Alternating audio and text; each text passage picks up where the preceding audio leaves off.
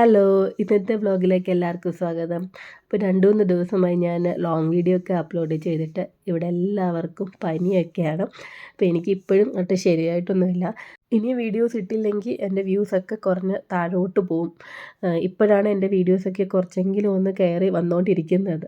അപ്പോൾ ഞാൻ വിചാരിച്ചു എന്നാലും വയ്യായെങ്കിലും കുഴപ്പമില്ല, എങ്ങനെയെങ്കിലും ഇരുന്ന് കുറച്ച് എഡിറ്റ് ചെയ്തിട്ട് ഒരു കുഞ്ഞു വീഡിയോ എങ്കിലും ഇടാമെന്ന്. നിങ്ങൾക്കെന്നെ സൗണ്ട് കേൾക്കുമ്പോൾ മനസ്സിലാവുന്നുണ്ടായിരിക്കും അല്ലേ എങ്ങനെ ഉണ്ടെന്നുള്ളത്. ഈ ഒരു വീഡിയോ ഞാൻ നമ്മുടെ ഈസ്റ്ററിനൊക്കെ തൊട്ട് മുമ്പ് എടുത്തിട്ടുള്ള ഒരു വീഡിയോ ആണ് കേട്ടോ. അപ്പോൾ വിവാഹക്കുട്ടിക്കും വർഷിക്കും ഒക്കെ വെക്കേഷൻ സ്റ്റാർട്ട് ചെയ്തതിൻ്റെ നെക്സ്റ്റ് ഡേയിൽ എടുത്തതാണ്. അപ്പം ഞങ്ങൾ രാവിലത്തെ ബ്രേക്ക്ഫാസ്റ്റ് ഒക്കെ കഴിച്ചിട്ട് നേരെ പോകുന്നത് നമ്മുടെ ഷോപ്പിംഗ് സെൻറ്ററിലേക്കാണ് കേട്ടോ. അപ്പം മെയിനായിട്ട് നമ്മൾ അവിടെ പോകുന്നത് നമ്മുടെ ആസ്റ്റയിലേക്കാണ്. ആസ്റ്റയാണ് ഇവിടുത്തെ ഒരു മെയിൻ സൂപ്പർ മാർക്കറ്റ് ഈ ഒരു ഏരിയയിലുള്ളത് കേട്ടോ. വേറെ ഒരുപാടുണ്ട്, മോറിസൺ ഉണ്ട്, അതുപോലെ തന്നെ ലിഡിലുണ്ട്, ടെക്സ്കോ, എക്സ്പ്രസ് ഉണ്ട്, അങ്ങനെ ഒരുപാടുണ്ട്. ഇപ്പം നമുക്കിവിടെ അടുത്തുള്ളതെന്ന് പറയുന്നത് ആസ്റ്റയാണ്. ഈസ്റ്റർ ദിനത്തിൽ ഏറ്റവും കൂടുതൽ കാണപ്പെടുന്നത് ഈസ്റ്റർ എഗ്ഗാണ്. അതിവിടെ കൂടുതലും നമ്മുടെ ചോക്ലേറ്റിൻ്റെ രൂപത്തിലും ഇതുപോലെ ഡെക്കറേഷൻ ഐറ്റംസ് ആയിട്ടൊക്കെയാണ് കാണുന്നത്. അപ്പോൾ ഈ ഈസ്റ്റർ എഗ്ഗിൻ്റെ കഥ എന്താണെന്ന് നിങ്ങൾക്കറിയാമോ? അപ്പോൾ ആ കഥ എന്താണെന്ന് ഞാനൊന്ന് ചുരുക്കി പറയാം.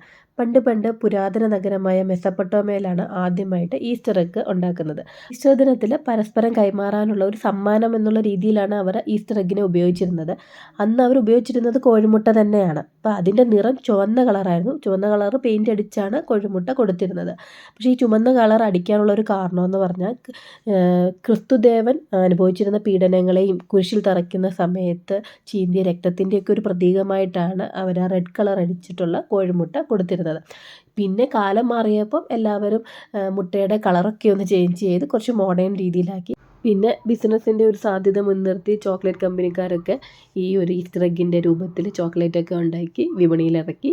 ഇപ്പോൾ അവരും അത് സെയിലൊക്കെ ചെയ്തുകൊണ്ടിരിക്കുന്നു. അപ്പോൾ ഇതാണ് ഈസ്റ്റർ എഗ്ഗിൻ്റെ ഒരു ചെറിയൊരു കഥ. അപ്പോൾ ഇത് കൂടുതൽ ആർക്ക് എന്തെങ്കിലും അറിയാമെന്നുണ്ടെങ്കിൽ പ്ലീസ് കമൻറ്റ് ചെയ്യൂ. പിന്നെ ഇതിന് കൂടുതൽ വേറെ ഏതെങ്കിലും ഒരു കഥയുണ്ടോ എന്ന് എനിക്കറിയത്തില്ല കേട്ടോ. അപ്പം ഞാൻ ഇത് ഗൂഗിളിൽ സെർച്ച് ചെയ്തപ്പോൾ എനിക്ക് കിട്ടിയ ഒരു കഥ ഇതാണ്. അപ്പം അങ്ങനെ നമ്മൾ ഷോപ്പിംഗ് ഒക്കെ കഴിഞ്ഞ് തിരിച്ച് വീട്ടിലെത്തിയിട്ടുണ്ട്. പിന്നെ നമ്മൾ ഈസ്റ്റർ ആയതുകൊണ്ട് കുറേ സെയിലൊക്കെ നടക്കുന്നുണ്ടായിരുന്നു. അത് ഈ ക്ലോത്തിങ് സെക്ഷനിൽ കുറച്ചുണ്ടായിരുന്നു. അപ്പോൾ അവിടുന്ന് 2-3 നമ്മൾ ഡ്രസ്സൊക്കെ വാങ്ങി. അപ്പോൾ ഇനിയിപ്പോൾ സീസൺ മാറുന്നത് കൊണ്ട് ഈ വിൻ്റർ ക്ലോത്തിനൊക്കെ അവരിങ്ങനെ സെയിലിടും. അപ്പം പിന്നെ സമ്മർ ക്ലോത്തൊക്കെ ഇനി വരാൻ തുടങ്ങും. അപ്പോൾ അതിനൊക്കെ നല്ല റേറ്റ് ആയിരിക്കും. ഇപ്പോൾ വിൻ്റർ ക്ലോത്തൊക്കെ ഈ സമയത്ത് മേടിക്കുകയാണെങ്കിൽ കുറച്ചും കൂടെ ലാഭമായിരിക്കും. ഇവിടെ എല്ലാവരും ആ സമയത്ത് പോയിട്ട് നിറയെ പർച്ചേസ് ചെയ്യുന്നവരുണ്ട് കേട്ടോ, ഇങ്ങനെ സെയിൽ നടക്കുന്ന സമയത്ത്. അപ്പോൾ വശിക്കുട്ടി ഡ്രസ്സൊക്കെ ഇട്ട് നോക്കി, അവൾക്ക് നന്നായിട്ട് ഇഷ്ടപ്പെട്ടു. വശിക്കുട്ടി ഇട്ട് നോക്കിയതിന് ശേഷം ഞാനും ഇട്ട് നോക്കി കേട്ടോ. എനിക്ക് നന്നായിട്ട് ഇഷ്ടപ്പെട്ടു, നല്ല ഡ്രസ്സാണ്. അപ്പം ഇനിയിപ്പോൾ ഉച്ചക്കത്തേക്കുള്ള ലഞ്ചൊക്കെ ഉണ്ടാക്കണം. അപ്പോൾ അതിൻ്റെ പരിപാടി നമുക്ക് നോക്കാം. അപ്പോൾ ഇനി നേരെ കിച്ചണിലേക്ക് പോകാം. കഴിഞ്ഞ ദിവസം ഇവിടെ നമുക്ക് ഇതുപോലെ ഇപ്പം ഫിഷ് കിട്ടുന്ന ഒരു ഏരിയ ഉണ്ടെന്ന് ഞാൻ പറഞ്ഞില്ലേ, ഏഷ്യൻ സൂപ്പർ മാർക്കറ്റ്. അപ്പോൾ അവിടുന്ന് വാങ്ങിച്ചതാണ് നമ്മൾ ഈ നെത്തോലി. അപ്പോൾ നെത്തോലി കഴിച്ചിട്ടൊക്കെ കുറേ കാലമായി. അപ്പം നെത്തോലി ജസ്റ്റ് ഇതുപോലെ ഉപ്പിട്ടിട്ട് ഞാൻ ഒന്നുകൂടെ ഒന്ന് കഴുകിയെടുക്കാനാണ്. അപ്പോൾ അതിൻ്റെ മുകളിലുള്ള ഉളുമ്പ് വാടയൊക്കെ പോവും, അതിൻ്റെ ഒരു ഇതൊക്കെ. എന്നിട്ട് സാധാരണ ഫിഷ് ഫ്രൈ ചെയ്യുന്ന പോലെ തന്നെ മസാലയൊക്കെ പുരട്ടി ഫിഷ് ഫ്രൈ ചെയ്യാൻ വെച്ചു. പിന്നെ ഒരു സാമ്പാറും വെച്ചു. അപ്പോൾ ഇതാണ് നമ്മുടെ ഇന്നത്തെ ഒരു ലഞ്ച് എന്നുള്ളത്. അങ്ങനെ ഉച്ചക്കത്തെ ഫുഡ് അടിയൊക്കെ കഴിഞ്ഞതിന് ശേഷം കുറച്ച് നേരം റെസ്റ്റൊക്കെ എടുത്തു. പിന്നെ നല്ല അടിപൊളി വെയിലൊക്കെ ആയിരുന്നു കേട്ടോ. തണുപ്പുണ്ട് ചെറുതായിട്ടും, എന്നാലും കുഴപ്പമൊന്നുമില്ല. അപ്പോൾ അത് കാണുമ്പോൾ തന്നെ ഒരു മനസ്സുഖം. അങ്ങനെ ഈവനിങ് ആയപ്പം എന്തെങ്കിലും ഒന്ന് കഴിക്കണമെന്ന് തോന്നി. ഇത് നമ്മൾ ഹാസ്ഡേയിൽ നിന്ന് വാങ്ങിയതാണ്, ഈ ഒരു സ്ട്രോബെറി ബേക്ക് ചെയ്തത് കേട്ടോ. നല്ല ടേസ്റ്റ് ഉണ്ടായിരുന്നു കഴിക്കാൻ. ഇവിടെ പല ഫ്രൂട്ട്സും ഞാൻ കണ്ടിട്ടുണ്ട് ഇതുപോലെ ബേക്ക് ചെയ്ത് വെച്ചിരിക്കുന്നത്. ചിലതിലൊക്കെ പ്രിസർവേറ്റീവ്സ് ഉണ്ടാകും കേട്ടോ. അപ്പോൾ ഈ ഒരു പാക്കറ്റിൽ മാത്രമാണ് പ്രിസർവേറ്റീവ്സ് ഒന്നും ഇല്ലായിരുന്നത്. അപ്പോൾ അതുകൊണ്ടാണ് നമ്മൾ അതെടുത്തത്. അപ്പോൾ അതിന് ശേഷം ഈവനിങ് ഒക്കെ ആയപ്പോൾ ഞങ്ങൾ ജസ്റ്റ് ഒന്ന് നടക്കാൻ ഇറങ്ങി. പുതിയൊരു വഴിയിലൂടെയാണ് നടക്കാൻ പോയത് കേട്ടോ. അപ്പം ലൈറ്റായിട്ട് മഴയൊക്കെ ഒന്ന് സ്റ്റാർട്ടായിട്ടുണ്ട്. ഇപ്പോൾ നമ്മൾ പോയ സൈഡിൽ ഒരു പുതിയ പാർക്കുണ്ട്. അങ്ങനെ ആ പാർക്കിൽ പോയി അങ്ങോട്ട് കുറച്ച് നേരമൊക്കെ കളിച്ചു.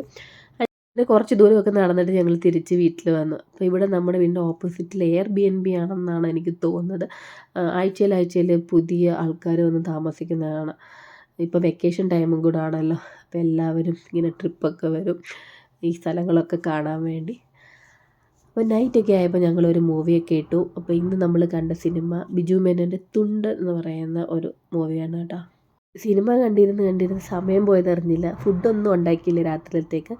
അപ്പോൾ ഇതിനേട്ടൻ പറഞ്ഞ് എന്നാൽ പിസ്സ ഓർഡർ ചെയ്ത് തരാമെന്ന്. അങ്ങനെ ഡോമിനോസിൽ നിന്ന് പിസ്സ ഓർഡർ ചെയ്തു. സിനിമ പകുതി ആയതേ ഉള്ളൂ. ഇനിയുണ്ട് ഒരു 1 അവർ കൂടെ. അപ്പോൾ നമ്മൾ എന്തായാലും കഴിച്ചിട്ട് ഇനിയും കാണാമെന്ന് വിചാരിച്ചു. അപ്പോൾ നമ്മൾ ഓർഡർ ചെയ്തത് ചിക്കൻ പിസ്സയാണ്. പിന്നെ നമ്മൾ അതിൻ്റെ കൂട്ടത്തിൽ ചിക്കൻ സ്ട്രിപ്സും കൂടെ ഓർഡർ ചെയ്തിട്ടുണ്ടായിരുന്നു. ഡോമിനോസ് പിസ്സ വളരെ റെയറായിട്ടാണ് മേടിക്കുന്നത്. സാധാരണ നമ്മൾ ഹാഫ് ഡേ നിന്നാണ് വാങ്ങാറുള്ളത്. ഇതിൻ്റെ കൂടെ ഒരു ഗാർലിക് സോസും ബാർബിക്യൂ ഡിപ്പും ഉണ്ടായിരുന്നു. പക്ഷേ ബാർബിക്യൂ ഡിപ്പിൻ്റെ ടേസ്റ്റ് കൊള്ളത്തില്ലായിരുന്നു. പശുക്കുട്ടിക്കാണെങ്കിൽ മൂവി കണ്ടുകൊണ്ട് കഴിക്കണമെന്നായിരുന്നു ആഗ്രഹം. പക്ഷേ ഏട്ടൻ സമ്മതിച്ചില്ല. ഏട്ടൻ പറഞ്ഞു അങ്ങനെ കാണാൻ പാടില്ല. ഫുഡ് കഴിക്കുമ്പോൾ അതിൽ മാത്രം കോൺസെൻട്രേറ്റ് ചെയ്യണമെന്ന്. അപ്പം ഞങ്ങളെല്ലാവരും അതിൽ തന്നെ ഫോക്കസ് ചെയ്ത് ഫുഡൊക്കെ കഴിച്ചിട്ട് പിന്നെ എന്നാൽ ബാക്കി മൂവി കാണാമെന്നായി. അപ്പോൾ ഇന്നത്തെ ഒരു കുഞ്ഞു വ്ളോഗാണ്. അപ്പോൾ നിങ്ങൾക്ക് എൻ്റെ വ്ളോഗൊക്കെ ഇഷ്ടപ്പെടുന്നുണ്ടെങ്കിൽ പ്ലീസ് ഒന്ന് ലൈക്ക് ചെയ്യണം. അതുപോലെ തന്നെ സബ്സ്ക്രൈബ് ചെയ്യാതെ കാണുന്ന കൂട്ടുകാരൊന്ന് സബ്സ്ക്രൈബ് കൂടെ ചെയ്ത് സപ്പോർട്ട് ചെയ്യണേ.